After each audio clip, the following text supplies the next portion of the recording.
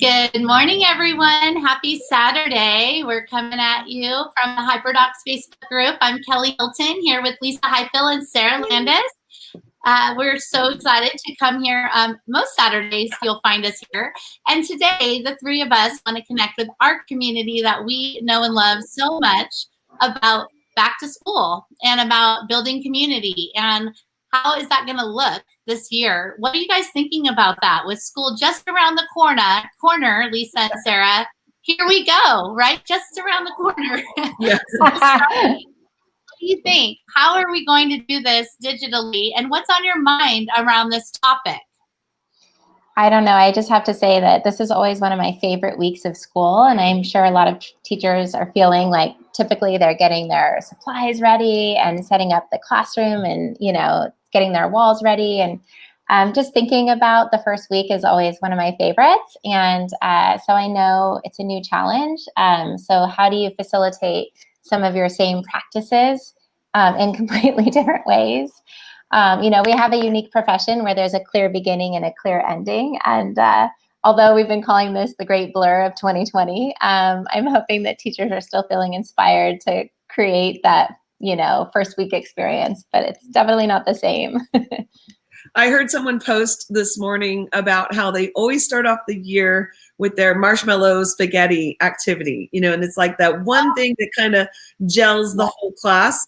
And it's just this whole new I got to rethink all of that. Like that. It's funny how we use some pinnacle things that have really worked for us. And it's just so significant to rethink that, even to just kick off. And I feel for everyone who's trying to figure out what is my new kickoff going to look like. That's so true. That is so true, Lisa. I used to do that spaghetti and marshmallow challenge. And we would take pictures and the kids would laugh and get to know each other and have a good time. Yeah. And just the energy of lining up, seeing their teacher. It's going to look different this year for sure. But of course, we're here to talk about some solutions, because that's what HyperDocs are all about. And we're going to talk about just some ideas and ways that you can have that same kind of connectedness with your class this year. And before we get into the specific examples we want to share, I just want everyone to think about their own connectedness over the last 6-7 months when we have all gone into shelter in place. How have you been connecting with your own community, not your school community or your personal community, your family community? And what are some ways that if you're a parent or you are around children, how have they been connecting with each other? It's just sort of a reflection question. And I want you to think about, for me right now, in the room next to me, I have my 13-year-old who is playing a video game with headphones on. And my favorite thing, where video games would always be like very, like only this much time with it, which it still is. However, I love listening to him laugh. He's in there giggling, laughing, and gaming with his friends and finding that as a way to connect. I mean, I've also connected with relatives over the last couple of months that I haven't seen in so long through Zoom. So we have found some ways to connect. Sarah, Lisa, what are some ways that you've been connecting personally over the last few months? I know it sounds really weird, but I've been making phone calls. Oh, I just need to get off Zoom. I just have to say, and it's interesting how I just do my phone call time and still to hear voices, but to feel like I'm off camera. Do you ever feel like your face just hurts because you're trying to have this, you're paying particular attention to the looks you're giving on your face, kind of give you away. So I just kind of am loving phone calls these days. That's funny. I happened to meet yesterday. I had a meeting and they said, can we just talk on the phone? And we did a three-way conference rather than a Zoom. And you're right. It is a different way to feel. So these are things we can learn and bring into our classroom as we design our lessons and as we build community and connectedness. Sarah, any ways you want to share that you've been connected? To be honest, I was using a new app, Marco Polo. I mean, it's not new, but it was new to me a couple months ago. But then actually started using it in like a little mom group that I'm part of.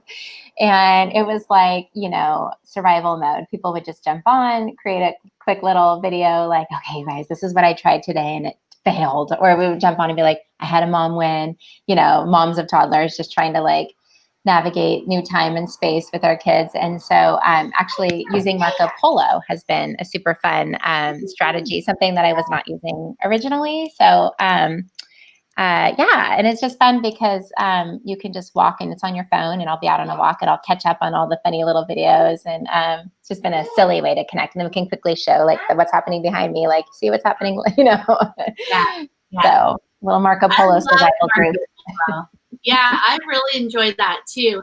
And something you said is really key to that connectedness, that you have an intimate group in that group that's safe, that you've already established, that you can see each other, you can laugh, go through trials and tribulations. So that's a way of using technology to build community and connectedness. And again, we can do those in those small groups with our students with tools similar to Marco Polo. Maybe they have their own Flipgrid or something like that. But yes, I love it because I have a small group I'm on too. And I just don't need to worry. You don't need to be camera ready for those. You just can say whatever. It's stream of consciousness speaking. And it's pretty fun. It's pretty fun. So these are some things we'd love to leverage as we design lessons and start our new school year. And if you go to the HyperDocs website, this week we focused on community building and connectedness remotely.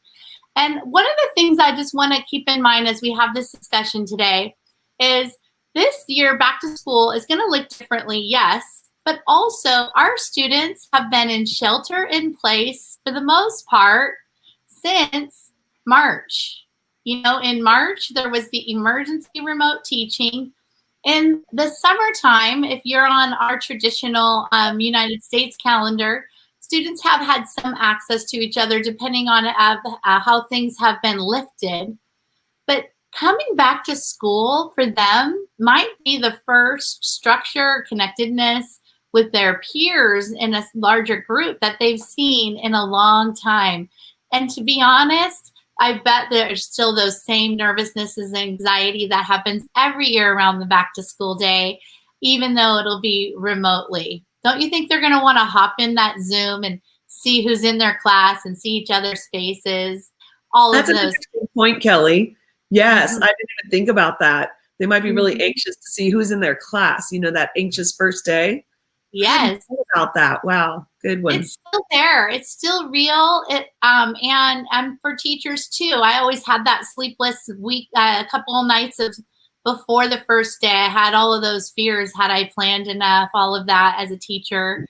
And we can still create that connectedness. So in the blog, we talk specifically though about the many different connections we're trying to facilitate. We have the teacher to student connection where you're trying to get to know your students. And for me, that was always the first thing I'm thinking about. But also we really have to facilitate strategic ways for students to connect with each other. And then also the teacher to the home or the caregiver or the parents. So school to home. And don't forget to take care of yourself with teacher to teacher connections, because that is how we're going to get through this year together, I believe. So there's this community building idea guide here. And before we dive into that, I want you to consider a couple things that are the same remotely or in your classroom. You know, you definitely need to dedicate time to building community and connectedness. So the beginning of the school year is a little less content and more strategies around this, but also within that, build routines so that it's predictable, so that students know when they're going to have time to interact with their teacher or interact with other peers, or potentially have a whole group discussion, reflecting and learning and getting to know each other. The third tip is to remember that it should always be integrated into your lesson design. And these nuanced ways, even if you're teaching, you know, the periodic table, right? But there's a way to build in community into any content area in your lesson design as a subtle way.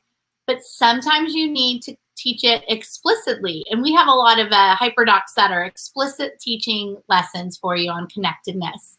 Some things to maybe consider is what can we learn from that connectedness that Lisa and Sarah shared with us this morning?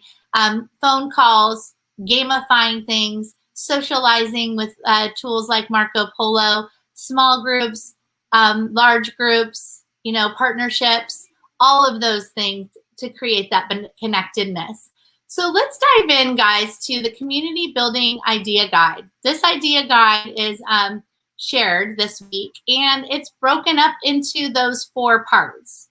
We're connecting with all these different people, students, home, connect students with each other, and with other teachers. And I want to start with the many ways you can connect with your students. You might have some surveys that you create to just really get to know them that are open-ended, and there's a couple examples here. You could have them create identity slides. There's a lesson there on that. You could go deeper with types of personality tests and really help them understand who they are. But I want to zoom in on this category here where it says create and define community. How can you explicitly create and define community at the beginning of the year so that students know that the importance of it? So there's a couple of examples here for that. And then there's some one-off HyperDocs here. And then each of these are collections for you. Now, I believe, Lisa, you have a few ideas around connecting with students. Could you just hop on in here and share some of your ideas beyond this one? One thing that I've really been thinking about this, you get inspired, you see ideas on Facebook or Twitter, and so you have these ideas rumbling around your head, and I need you all to see me pre-HyperDoc, to be honest. Before I've actually created it, and where that mind process, I know sometimes I'll share it and you're like, wow, where did that come from? I've been tossing around this idea of find your 5 pieces of media that best describe you, right? So maybe, and it would have to be different pieces of media that really define you. And I'm thinking, you could modify this for the age group you're working with. But I was thinking, what book would I use for that media that kind of gives insight of who I am? What song, what video might show my humor? What motto, maybe what meme shows who I am? And then I would love to create a poster of my 5 things. And it actually might be kind of fun then to just share with all the kids and let them not present one at a time, but let them collaborate and connect and sort of explore each other's in order to learn about each other's. Then when you come together for your Zoom calls, you can then reflect on that process. What did you learn about a classmate? Who has something in common with someone else? Is there, do you see connections? Do you see potential people that you want to work with on projects today because you have similar likes and interests? So I think it's really important that when we ask kids to do these connecting activities, how can we then leverage that for our classwork that we'll be getting into? And I think maybe even showcasing those, I think you could really make it like a museum showcase. Let's think of our digital bulletin boards that we're going to do and maybe make a website of everyone's and then make it a game. Who can guess who is who based on their, I don't know. Do you see where my brain is going? And this is how I design HyperDocs. I'll probably start on a Google Doc and then I eventually will slide to slides. Somehow it'll come together the night before I assign it, as usual. You know what I love about your idea, though, is you've been talking about it, and this is how HyperDocs, this is how it happens sometimes. Like you talk about it, you think about it, and then when you have that creative space to sit down and design it, you've actually had some conversations with your colleagues a little bit about what might be the best flow and what that might look like. I absolutely love that idea. I think we're also trying to find whatever is the student's currency at that time. So what language are they speaking? And when you're designing your own community building type HyperDocs, how can you just tweak your own language in that? Like you said, 5 types of media.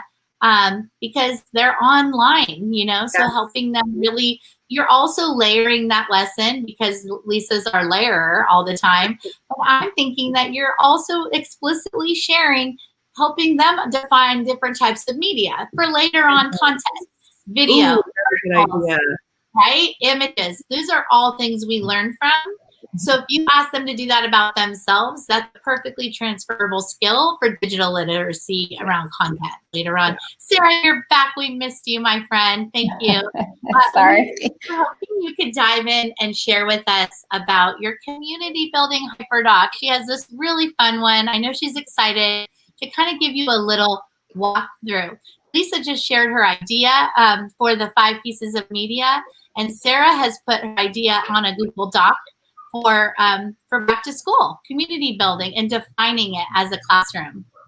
Awesome. So the story of this HyperDoc that I created, and I believe Lisa's going to share the screen in a moment, but you know, when you find something and you just fall in love with it, I came across this New York Times like interactive article with photos months ago, and I've had that tab open for so long.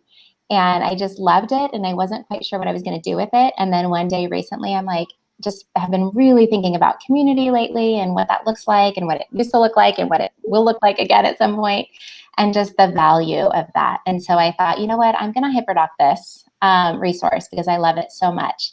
And so in this HyperDoc, which I'm excited, I've never taught with it, it's brand new.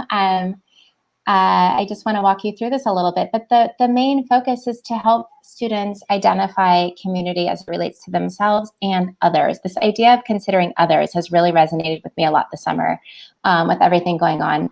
I would encourage you to use this maybe with 9th through 12th grade, high school, maybe in 8th grade class. But of course, with any HyperDoc, we always want you to go through the links and check the content, you know, make sure it's appropriate for your own age and your own students. And I just followed the very simple explore, explain, apply pedagogy process here.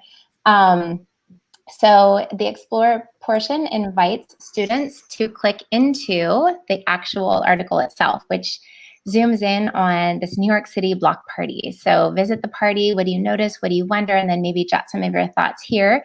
And so during the exploration, I want students, and I have it loaded up here, I want students to explore this beautiful resource. Join the fun from Brooklyn to the Bronx. Now, I lived in New York City for about 1.5 years. So this, of course, brings back a lot of fond memories for me. But and I love photography. So it's just really spoke to me. But what's beautiful about this is that it really shows, it tells and shows the community within the different boroughs of New York City in such poignant, beautiful ways. I want to kind of show you too, I played around with insert learning. It's a new tool that I was just, exploring. It is so easy. You just add the Chrome extension. I was able to do some highlighting. You can see this idea of this tradition of gathering. This term really resonated with me. I love this image so much. I used it throughout. As you scroll through the interactive piece, you feel like you're moving from one block to the next, just in the actual movement of this resource. And I've just been like totally immersed in this actual footage and whatnot. So as students explore, and initially I feel like it's important to, I inserted a little video reflection here. I love this quote. The thing is, come out, give love to your neighbor. Everyone you meet, give love, let them know who you are. This feels so important these days. Kelly, you mentioned this morning that you met a neighbor and connected right away. I was just thinking about that. Yeah, I was so excited when I got on the call. Gosh. It's real. Well, it's such the irony right now that we don't really get to visit with family and friends as much as we'd like to, but the little space that you're living in your little community or your court, your neighborhood, your block, your whatever is, those are the people you're seeing on a more consistent basis right now. And so I was able to insert a little video within seconds. You can see my daughter behind. So how awesome and easy for teachers to kind of be present in the article with their students. That's what I really loved about this. When you think about how to connect with your students as they're reading text online. I love insert learning as here I am, I'm with you. I'm reading this article with you, giving you little things to think about. We don't have to be together in class to do that, right? I might normally walk by the desk and whisper in, hey, did you notice da da da da? But how can you do that in a setting? So anyway, so the first part of this HyperDoc is just to get students really thinking, to identify an image that really resonates with them. I love this one here, just the idea of music. Music is another way to bring people together. And so I have some thinking prompts here. Capture your initial thoughts and wonderings. And you'll notice as you read through this collection of question stems that I can kind of sneak in the current times, right? So at the end, I kind of say identify some different communities you're part of. How do you contribute to your community, and how are you a consumer in your community? That's something I've been thinking a lot about. Why is it important to come together? And then how has living in a pandemic heightened your appreciation of community or helped you build a new community? In the spring, I was blown away by the ways that our students were building community on their own. We did some good news broadcasts that really showed some of the ways that the high schoolers in our community were coming together. And that wouldn't have happened potentially in a normal setting. So then we move into the explain part of this lesson. And then I want to get kind of into the direct instruction, if you will, or the actual content. And in this case, I want students to dive deeper into the history and to actually read the article. So at first, it's just that really exploratory kind of immersive experience. And now I'm like, okay, no, actually go back and read it. They're ready to read that, ready to take in that content. And then I would invite them to take it. Oh, I'm good. I'm having a strawberry offered to me. Thank you. Here you go. I would really want to know, after students have had a chance to watch and read, what word is coming up for you as you think about this bigger concept of community. And Kelly, I know we were talking before we went live today about defining some of these terms instead of just jumping in to check the box that I'm doing some community building. What if instead we take a step back and just kind of say, well, what is community? Like, if we're going to build community, what does that even mean? And what are the different ways you can do that? So this HyperDoc is really meant to kind of go slow to go fast, right? Like, before you do your community building all year, let's slow down and say, what do we mean? And what words are coming up for you. So there's an answer card linked up here to collect the thinking from the whole class. And then the third part of this lesson is the application.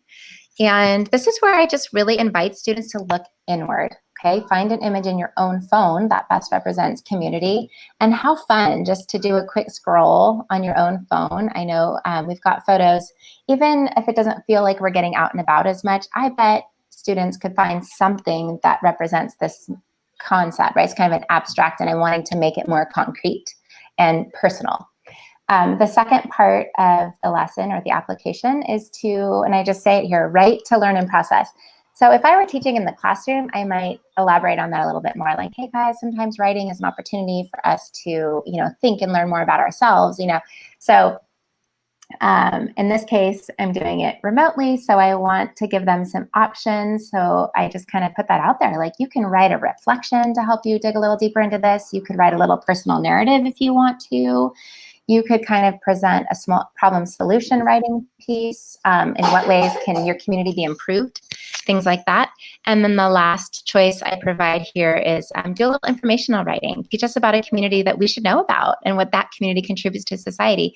I put an example in here. The hashtag Black Lives Matter is an actual community that is intentional on social media, intended to bring activists together. And so I would invite my students to maybe share something like that as well. So that's the application piece. I provided lots of options, and then I actually invite them to draft right here on the doc. And that's the reason I created this lesson on the doc itself versus in a slide deck. I just wanted them, after working through those first components, to have an opportunity to just do a little writing long. We say, write long on this topic. Just very open-ended invitation. So that's it. I'm excited. It hasn't been used with any students yet. So of course, I'll be bugging some teacher friends to try and implement this. But it was really created with this idea of, like, what does community mean to you? And then how can we look at other communities and see the value, and where, what are some hidden gems? And I want students to really think about that. So, and then I might even, like, maybe when this is due, like, let's say I present this on Monday, it's due Friday, maybe during our synchronous call, I might kind of invite students to share what's coming up for them, or how could our classroom become a community, and that kind of thing. So hopefully that helps. That's fun, Sarah. Thank you for sharing. Yeah, that's like a nice explicit lesson on community building, and so maybe something we want to start the year off. Lisa's got some ideas too around integrating community. She's just raring to get in there. Let's see what you got, Lisa. Do you like how I just take over that? Sorry, playing around with the tools and just poof, here we go. So this is something, it's a resource that is in the document we've been sharing that Kelly started with. All of these are packaged for you so you can access this. And it's just a Google drawing. I call it like a sandbox. So while this is like the next step to planning your Hyperdoc, well, instead of just being in my mind, I've curated all the resources. If you want to think about 20-time projects or passion projects or expert hour or wonder projects or whatever you call them, this is like a curated resource of some of my favorites to help get planning. I've heard a lot of teachers, and I'm planning with some teachers that I work with, they're going to use this during their day where they are totally remote. So for example, in our district, we have Wednesdays where we're completely remote. And so they're making Wednesdays 20-time project day. And we had this really long discussion, and I want you to consider this as we roll out the year. How do you just throw out a big project that requires a lot of executive functioning, a lot of organization, to students that, you're not totally sure about their tech skills?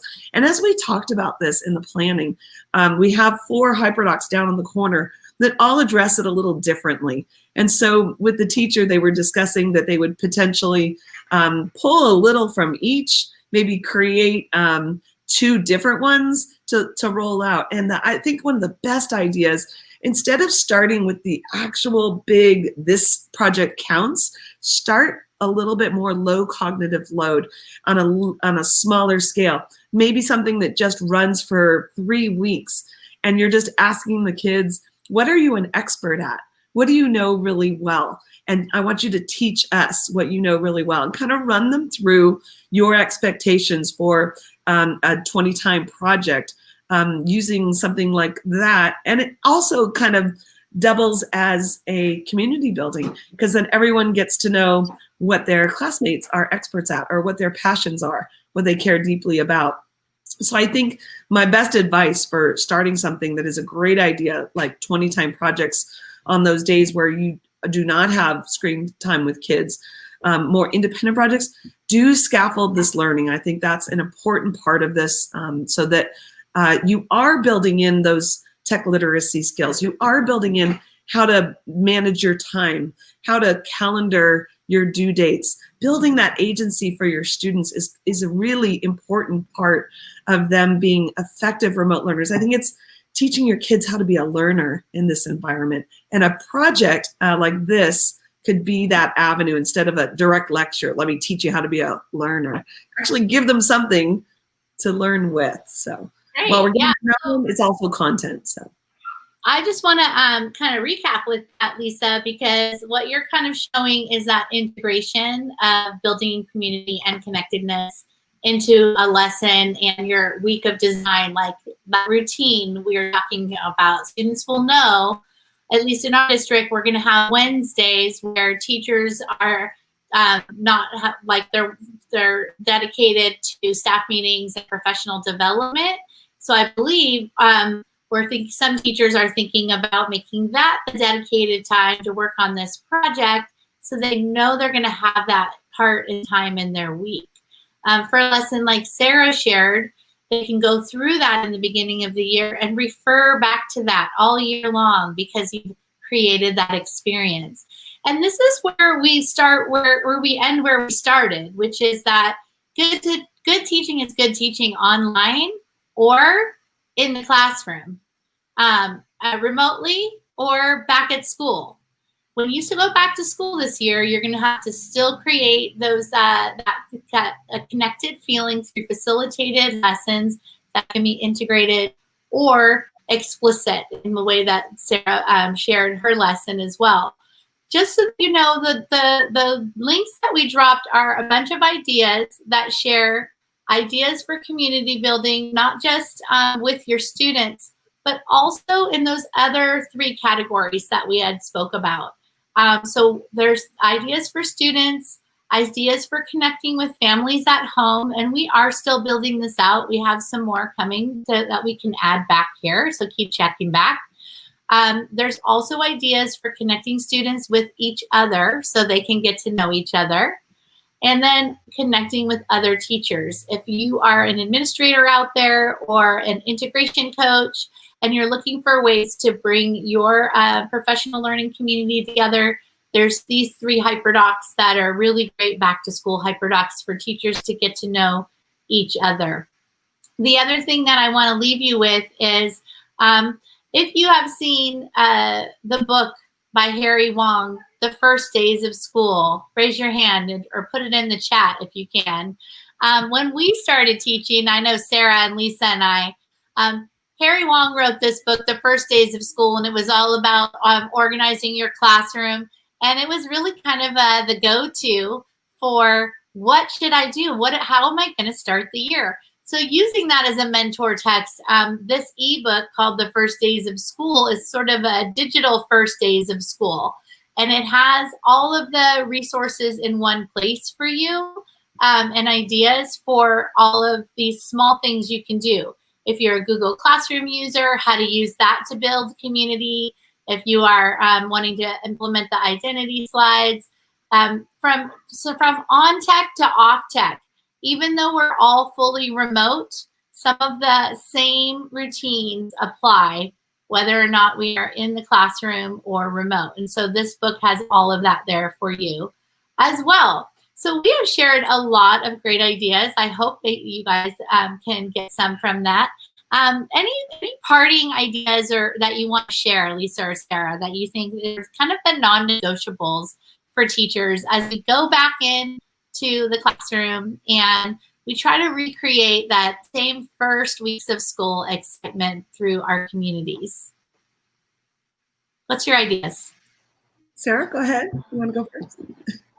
I just want to say that, community building isn't just something you do at the beginning of the year, kind of like you mentioned, Kelly, revisit that as time goes on and just that it's going to look different this year, but that you're capable of doing it. And just to celebrate the different successes along the way. Like, it is different, but there's some special things that are happening too. And I just want to, just say that continue to check back and check in, and we can continue to share ideas because the idea of community has shifted, but we still are part of different communities. And so I think just shifting our idea and understanding of that will be really valuable, and just have fun with it. I'm going to chime in and back up what Sarah was just saying about how it can be a separate activity, but it can be woven into every lesson you teach. And I think that's such an effective thing. And it doesn't have to be something added on. It could be as simple as really paying attention to the feedback you give kids. Anyone who listened to that interview with John Miller last week, I'm still thinking about that and how I believe truly that those teachers built community with those middle schoolers because they were constantly giving them feedback. They were engaging them. They were talking about their work. And that could be really build that connectedness between you and your students. And then start having them connect with each other by giving each other feedback as well. I think that kind of strategy can start to weave it in throughout the whole year. That's my tip. I love that. I love that, Lisa, too. And also, I would just add on to that, Lisa, that you bring up a good point, which is that not all kids too are going to be willing and ready to do your connector or your share right away. So especially in these first days of school, you've both touched on going slow to get there. So when you are trying to, and I want to ask the teachers out there, have you ever been asked to walk into a meeting and share an emotion or do something that on the spot, you're just like coming from your classroom, your mind's in 100 other places, and you're feeling a little shy because you're not sure how your response will be received? Those are things that our students experience. So the more that you can create that structure for them up front, maybe provide a couple responses, and then let them respond, I think is really important. I would say my one tip too is reimagine the Zoom call. It does not need to just be the whole class and you. We really need, I would like to put something out there with like the hundreds of ways you can use Zoom beyond just that way. In order to truly connect with kids. If they have strategic groups that they are around and they know that they're going to meet with that group as think partners routinely, then that would be your Zoom time in small groups. If you need to give the students the content first, which HyperDoc girls were always preaching that, package it up, give it to them first, let them explore it, then do your Zoom call. That's going to help them feel more connected too, I believe. So I don't know. As we wrap it up here, we just want to say to the community, if you have ideas, please drop them in the comments below, because as you know, we've shared the many iterations of our thinking, but I know that you have a lot out there too. So if you have created some community building HyperDocs, please add them in the comments below, because that's what this whole community is about. Maybe Lisa, when you get your HyperDoc done, we'll get it out there. Well, I have another one too that I'm working on. It's staff bentos. Ooh. So have you heard of my book bentos? Staff bentos. I gotta get to work.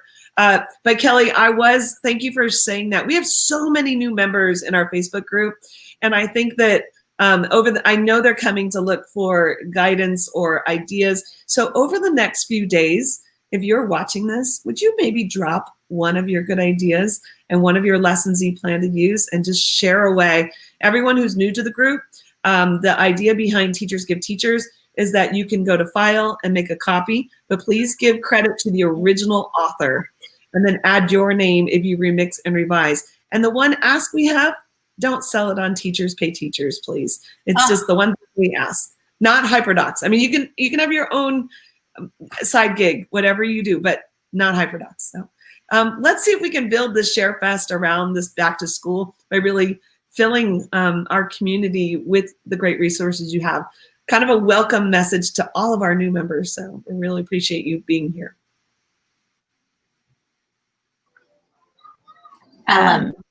I just want to jump in and say, like, it's the community that feeds my soul, right? So I think as teachers, we're thinking so much about our students. Well, don't forget to take care of yourselves. I saw Michelle was like, I got to go work on a website, but let me just jump in and meet with my HyperDoc girls really fast, and that's it. Like, you have to feed your soul. So when we say community, of course we say, build your own community at your site, in your staff, in your department, with your team. We found each other, but now we've grown that out to include all of you all. So feeding your own soul and connecting with your own community is super important. So we're here for you.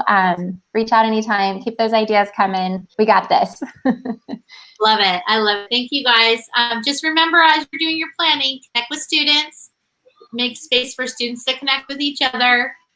You connect with families, and then also with each other, as Sarah just touched on. And then you will have that energy to teach. And the more you do that, and the more we share, you're helping out another teacher. You're helping out someone else who can see your idea and make a copy and just have that lesson in their hand for the next day, because we all need that. So let's go get some tacos. Someone wrote that in the chat. Let's go. That sounds good. It's almost lunchtime here. Have a fabulous Saturday. Yeah. Keep creating, people. We love you so much. We will see you next Saturday with a huge announcement. We're super excited about next Saturday. So don't miss out, because you're going to love it. We'll talk to you guys next week. Have a good week.